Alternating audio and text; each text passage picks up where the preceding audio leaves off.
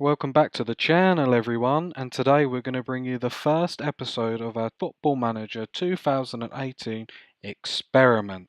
So, what have we got today? You already know, Cristiano Ronaldo is at Juventus.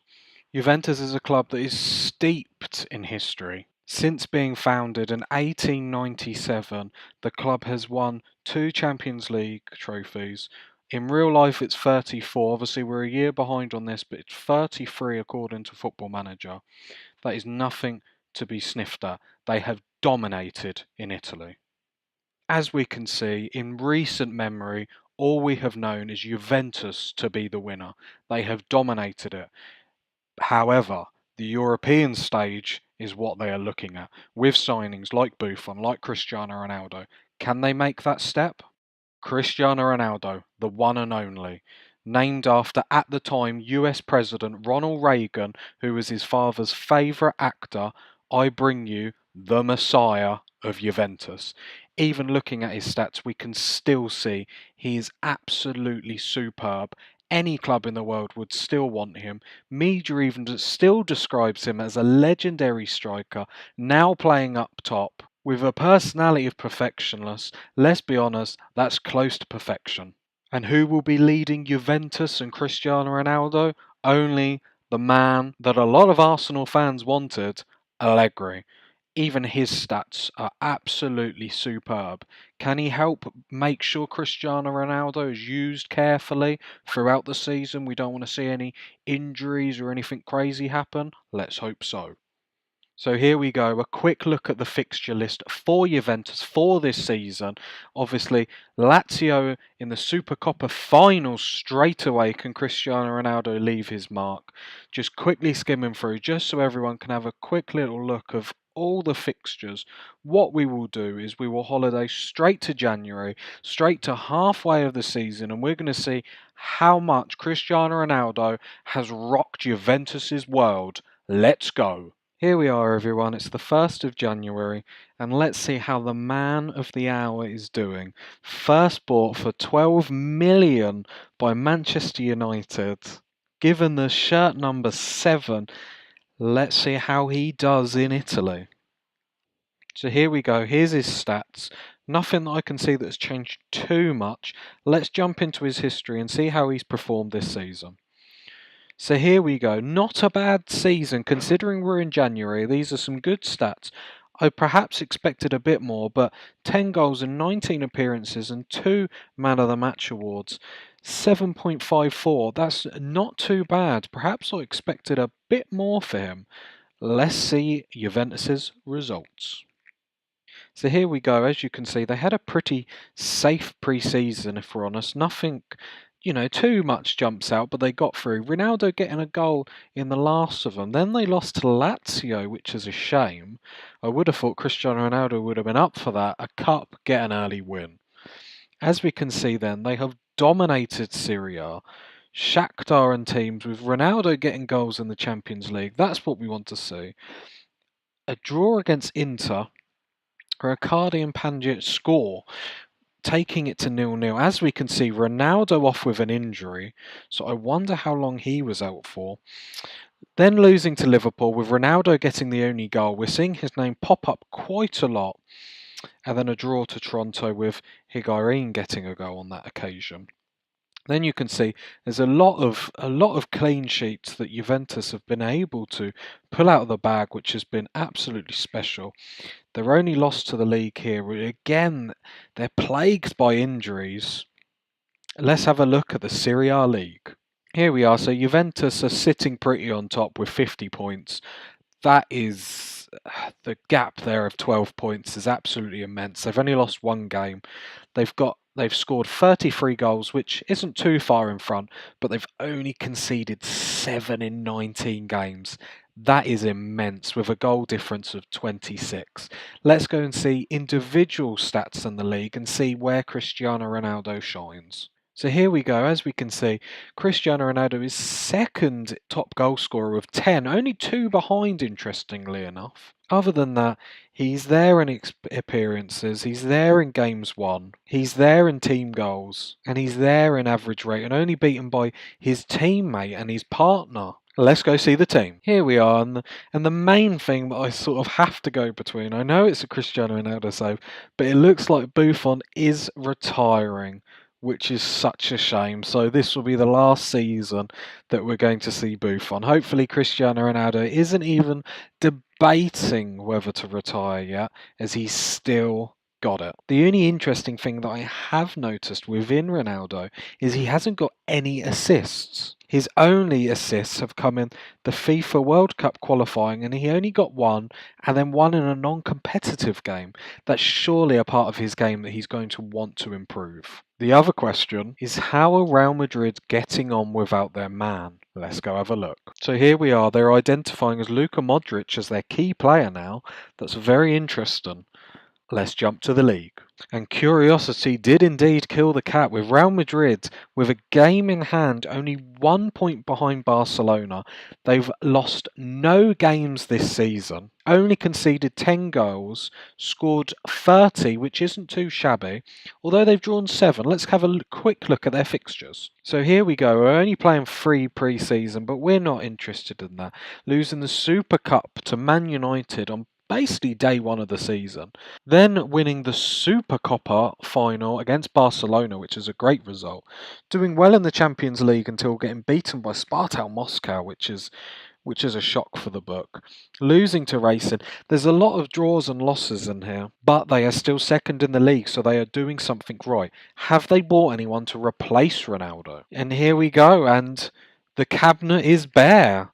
Well, nothing more to say, although we have forgot to look at seeing if Juventus have brought any additional players in to support the man himself. And here we go again, only loans. No one has been brought in, which is absolutely fair enough. Anyway, let's get to it. Let's get to the end of the season. And can Ronaldo get that Champions League with Juventus? Can Buffon get it before he retires? Let's find out. Here we go, end of the season. I'm curious, you're curious. Let's jump straight into Serie A. So here we are in Serie A, and as we can see, Juventus eventually started losing a few games, still romped away on 92 points, so 8 points in front of Inter. So they did sort of close the gap with Juventus. Looks like they lost on the last day against Roma of all teams. No, sorry, pardon me, Napoli. 1-0. Very interesting. Anyway, let's have a look at player overall and let's see. So top goal scorer Icardi, we are looking for Cristiano Ronaldo. He finishes on 4th on 17. So it doesn't look like he gets many more goals. Still the second highest average rating though. So where's it all gone wrong? Here he is, here's the big man. So we're going to run straight into his history to see how he left off. So he didn't get many more I'm really disappointed, to be honest. In 35 appearances, 17 goals, 1 assist, 3 man of the match. He didn't really his first half of the season, while that was brilliant, the second half hasn't really picked off, which is very interesting.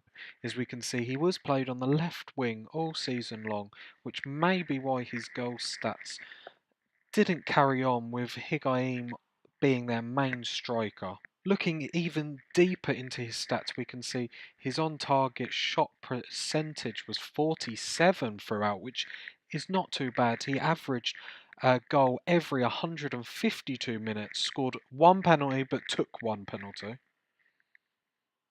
Although his minutes on the field per assist looked very poor at 2,048 minutes, which is crazy. He did chip in with interceptions, 95 of them. Again, we have his rating, with his best being 8.52, which is a beast, and his worst only ever reaching 7.5, which is crazy. Running to the schedule, and I've hidden the result, but as you can see, Barcelona away, they managed to win 2-1. How did they get on in the second leg? There we have it. Juventus could not get past Barcelona. Barcelona winning on penalties. Messi running the show. Looks like Cristiano Ronaldo might have been injured. Let's go check it. So as we can see, he did have some injuries. I wonder if that's anything to do with his performance, as before that abdominal strain, he was on fire. So maybe that had something to do with it, maybe not. So here we go. Here's his milestones with Juventus. As we can see, they won Serie A fairly comfortable in the end and won the cup in the league as well. How did Real Madrid get on without him? Let's go have a look. There we have it. Real Madrid finished in third place, which probably isn't too, you probably could have seen it coming with the amount of draws they had even in January, although it looks like they picked up their form. Let's have a look at their schedule. Here we have it. So we can remember all the draws and the few losses. We can see they had a huge sort of win in the Copa del Rey and the La Liga picking up that form. The clean sheets. What is that? 1, 2, 3, 4, 5. 5 clean sheets in a row. That's pretty special. But as we can see, it took out of them in that period there. And again, being knocked out in the Champions League semi-final against Chelsea. That's disappointing. Let's see who did win the Champions League.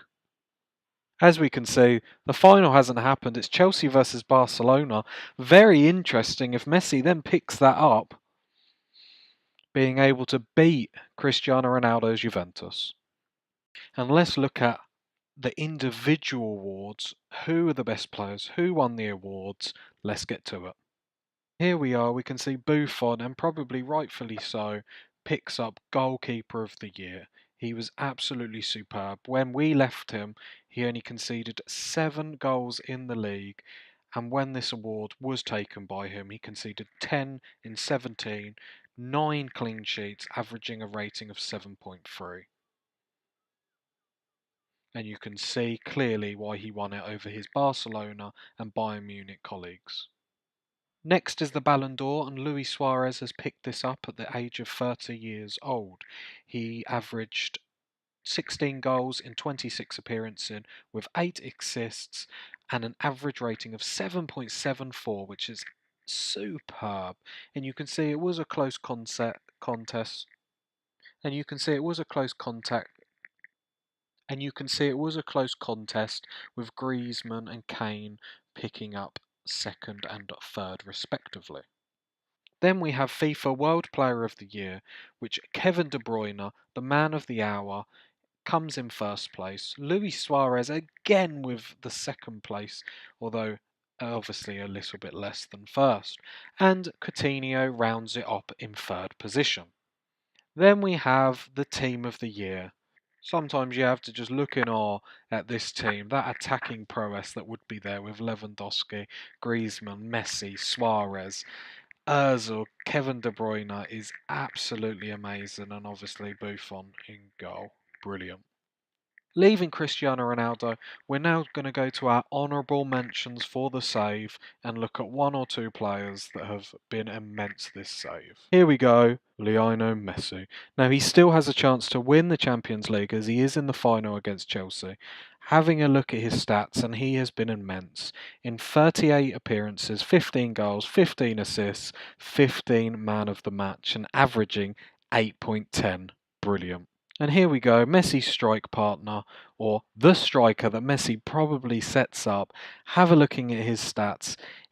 Again, he hasn't rocked the world, but in 35 appearances, 19 goals, 14 assists, 5 player of the matches, and averaging 7.73. And I had to finish it off with the main man, the English striker, Harry Kane. Let's have a look how he's gotten on. And again, it hasn't been a striker season, but it's nothing to cry about. In 38 appearances, 19 goals, 9 assists, 11 player of the match, and averaging 7.6. So it hasn't been a striker's game this year. And here we are. I leave you at Juventus. It's been a great season. They haven't quite reached the heights that they would get. Maybe they can in the future. Who knows? Anyway, if you liked the video, please comment of what you'd like to see next. If you'd like this to go further, that's cool. Please drop a like and a subscribe, and I shall see you in the next video. See you later. Bye bye.